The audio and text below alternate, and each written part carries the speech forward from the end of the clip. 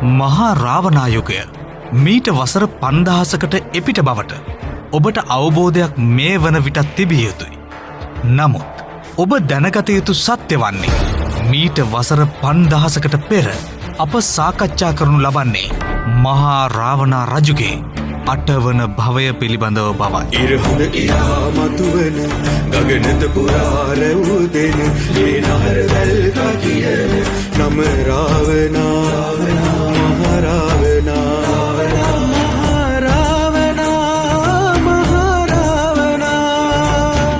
මහා රාවණා රජුගේ පළමු භවය පිළිබඳව කරුණු දැක්වුවහොත් ඔබ කිසිම විටක එක්වරම තබා දෙවරකදීවත් ඒවා දැනට පිළි නොගන්නා බව මා ඉතා හොඳින්ම දන්නවා. එනිසා මහා රාවණා රජුගේ 8 වන භවය පිළිබඳව සියලු කරුණු කෙසේ වෙතත් අපට සාකච්ඡා කළ හැකි මට්ටමේ කරුණු අපි සාකච්ඡා කොට විසඳා ගනිමු.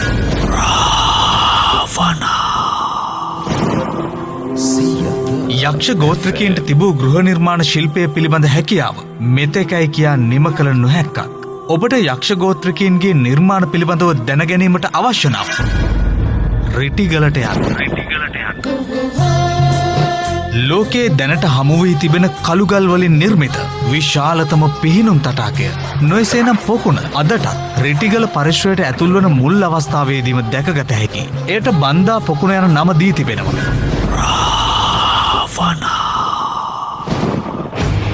කළුගලින් නිම වූ මහල් නිවාස ඔබට රිටිගලදී දැකගත හැකි. ඉතාම ජාමිතික හැඩතලවලට සකසා ඇති විශාල ගල් කුට්ටි එසේ සකස් කිරීම උදෙසා යොදාගත් තාක්ෂණය තබා රිටිගල මුදුනට මේසා විශාල මහා ගල් කුට්ටි රැගෙන ගිය ආකාරයවත් තවමත් නිශ්චය කොට නැහැ.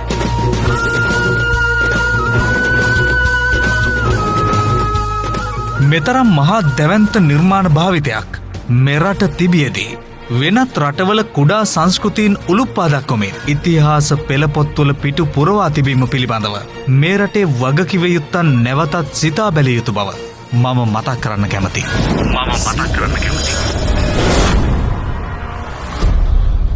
රිටිගල පරිශ්‍රයේ පහළ සිට ඉහළට ගමන් කරන ඔබට සක්මන් මළුවක් හමුවේ.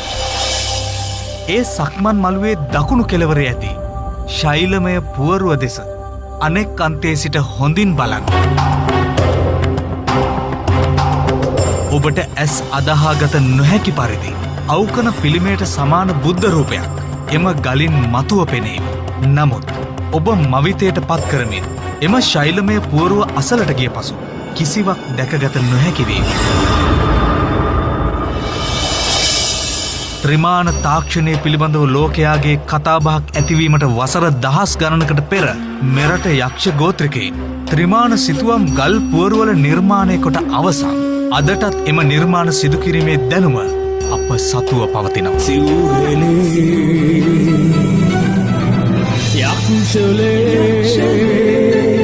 රිටිගල පරිශ්‍රයේ ඇති සක්මන් මළුවේ අනෙක් අන්තයේත් එවැන්නක් තිබුණත් අද වන විට එය විනාශ වී ගොස් තිබෙන අයුරු ඔබට දැකගත හැකි වේවි. යක්ෂ ගෝත්‍රිකයන් විසින් නිර්මාණය කළ මෙම රිටිගල පරිශ්‍රය කා උදෙසා පූජා කළාද යන්න වෙනම සාකච්ඡා කළ යුතුයි.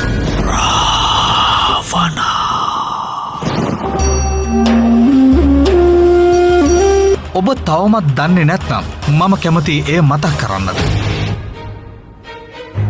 දුටුගැමුණු රජුගේ දසමහා යෝධයන් අතුරින් එක් ප්‍රබල යෝධයෙකු ලෙස තරමක් මිටිවුවත් ගෝඨයිම්බර විරුදාවලි ලබා සිටියා. රිටිගල ප්‍රදේශය භාරව ඒ වන විට සිටි යක්ෂ ගෝත්‍රික සේනාපතියා රිටිගල ජයසේනය. ගෝඨයිම්බර්ගේ නිවසේ පැවති සාදයක් අතරතුරදී රිටිගල ජයසේනයන් ගෝඨයිම්බර්ගේ බිරිඳට කළ විහිළුවක් දුරදිග යෑමෙන් ගෝඨයිම්බර හා ජයසේන අතර විශාල ආරවුලක් ඇති වුණා. එය සමතයකට පත් කිරීම සඳහා අංගම් 8ක් පැවැත්වීමට දිනයක් සහ වේලාවක් දෙදෙනා යොදාගනු ලැබුණා. ගෝඨයිම්බරට සාපේක්ෂව රිටිගල ජයසේන කියන්නේ මහා දේහධාරී පුරුෂයෙක්. ඒ නිසාම ජයසේනයන් ගෝඨයිම්බරගේ ගෝරනාඩු ගැන එතරම් තැකීමක් කළේ නැහැ. සටන දිනේදීත් මදුවිත තොලගා සිටි ජයසේනයන්ට මුහුණ දීමට සිදු වූයේ නොසිතූ විරු සිදුවීම. සටන අතරතුර ගෝටයිම්බර ජයසේනගේ දනහිසට පැන වම්පයේ සුළඟිල්ලෙන් ජයසේනයන්ගේ නිකටට ගැසූ මරු පහරින් හිස වෙන්නූ ජයසේනයන්ගේ කඳ කෙසෙල් ගසක්සේ සටන් භූමිය මත ඇද වැටුණා. ගෝටයින්බර්ගේ මරු සැඟ වූ පහරින් කඳින් වෙන්නූ හිස බඹ ගානක් ඈතට ගොස් විසිවුණා.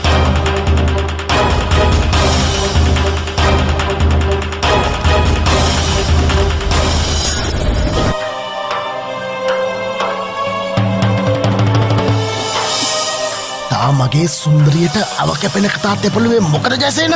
කවුද බොල තටේ මහ මුසා වැද බපු එක? මම ගෝටයිම්බර මහරජුරුවන්ගේ. මම නොදන්නවද බොල ඒ හරිය? මමත් රිටිගල මහසැනවි.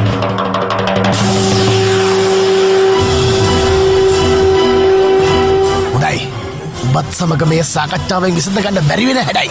එහෙමනම් උඹ මේක විසඳ ගන්න අදහස් කරේ කොහොමද මලයා? මම අංගම් හටනකට උඹට අභියෝග කරනවා. කදිමයි. එහෙමනම් තට පුළුවන් තැන කියන්න. සෝම් පිට්ටනිය කෙලවර අංගම් පිටියේ ඌරලින්ද. එහෙමනම් අනිද්ද මහා පොය දවසේ ඉර හැරෙනකොට වරෙන්.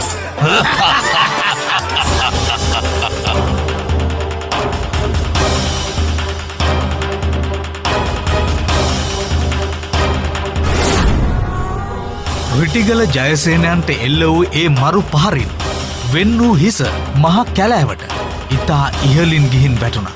ඔළුව වැටුණු ප්‍රදේශය අදටත් ඔලු කරඳ ලෙසත් බෙල්ල වෙන් වූ ස්ථානය බෙල්ලන් කඩවල ලෙසත් තල්ල වැටුණු ස්ථානය යකල්ල ලෙසත් අදටත් හඳුන්වනු ලබනවා.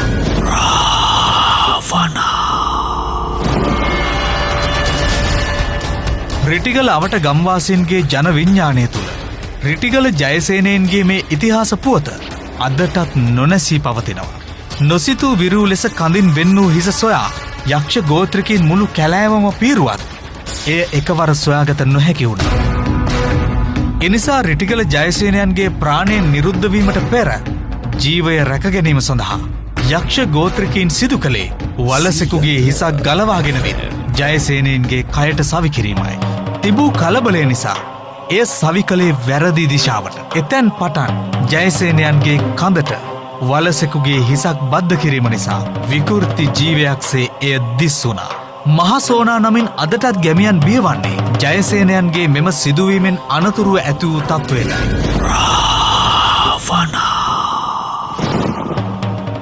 ජයසේනයනු ප්‍රබල යක්ෂගෝත්‍රික සේනාපතිවරේ.